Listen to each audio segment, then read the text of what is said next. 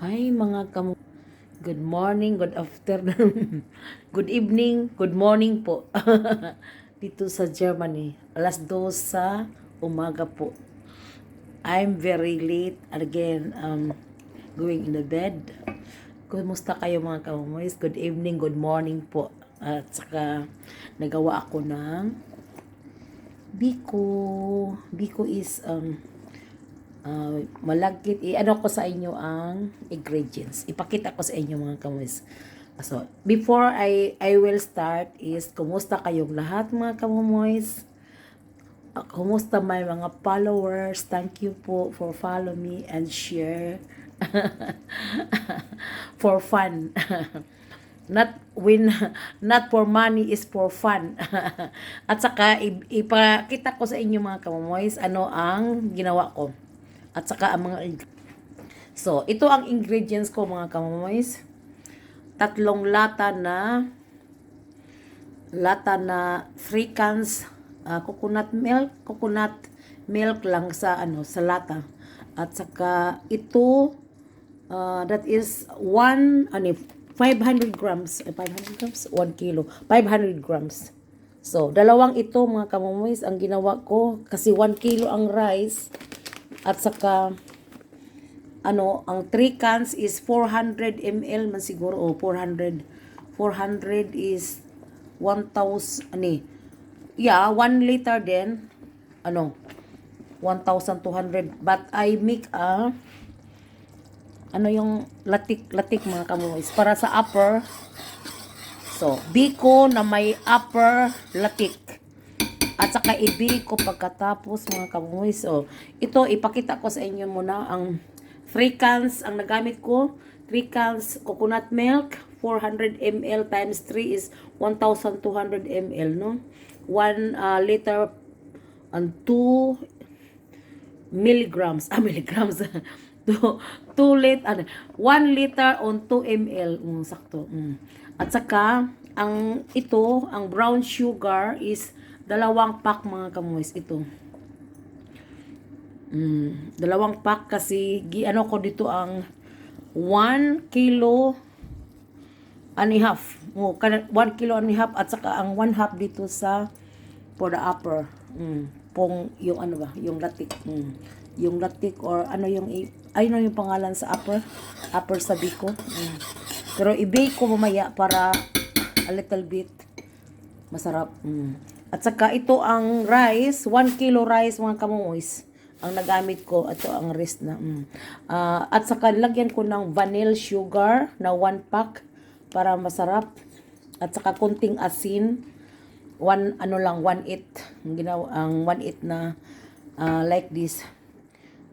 Yung teaspoon ba, yung maliit na teaspoon, 1/8 ang salt.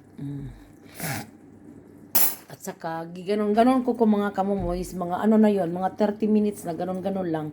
Arnibal ito ang pangalan sa, yung nanay ko before making arnibal.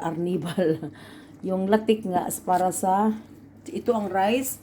Hindi naluto mga kamomoys sa rice cooker. Pero lutuin ko siya dito sa may gata. Maluto yun siya. Gahi-gahi pero is okay, masarap yun. At saka i-bake pa, maluto na yun. At saka ito sa last na yun mga kamoys, ipahinaan ko para malatik na siya for sure. Na siya, very sticky mga kamoys. Ang paglagay na lang doon sa mamaya sa ipakita ko sa inyo kung matapos ngayon ang At saka lagyan ko siya ng purple jam mga kamoys para ma-violet ang biko ko. Ito ang last. Ko muna ang rice. Ipakita ko sa inyo mamaya pagkatapos dito sa lahat mga kamoy. So, ito lang ang ingredients. 3 cans, 2 kilos sugar, 2 kilos, 1 kilo pala. Kaya 500 grams man yun mga kamoy. 500 grams each. 2. So, 2 like that is 500 is 1 kilo. And ito, 3 cans so times 400 is 1,200 ml. At saka 1 kilo bigas mga kamoys. Niluto ko doon sa rice cooker pero hindi naluto. Ko na lang siya dito para maluto. Hinahinaan ko lang at saka ito ang latik. So, ipakita ko sa inyo paano ako ilagay ko dito pagkatapos at saka i-mix ko lahat at saka i-bake ko dan ipakita ko sa inyo after maluto mga kamoys. Thank you. So, see you later! So mga kamoys, hi mga kamoys. So nahalo ko na dito ang lahat. 'Di ba na ano ko kanina sa sa rice cooker but hindi siya talaga naluto. Kundi gimix ko lahat at saka mga 10 minutes dito, hinayaan ko lang konti. At ngayon ilagay ko siya dito sa my backblast. Backblast is para sa oven yun ha. Tingin kayo maya after maluto sa oven. I-oven ko siya ng 30 minutes mga kamomoys. At saka ilagay ko ito doon sa backblast doon. At saka ito ang latik niya sa upper.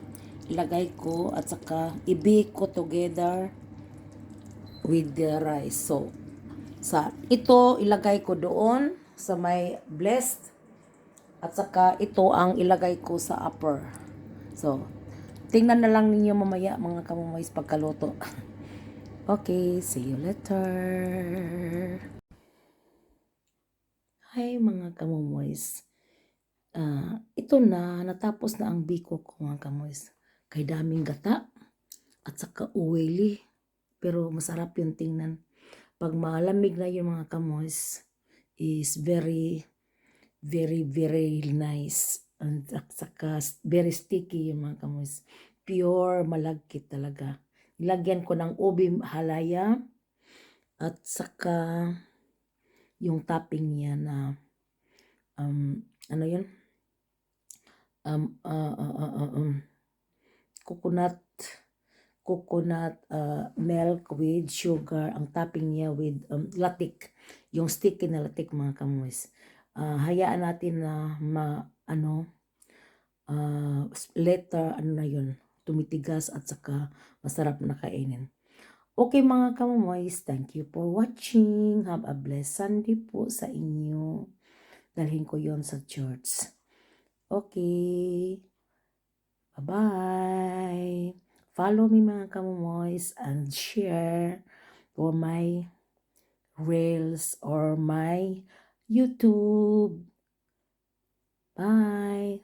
Thank you.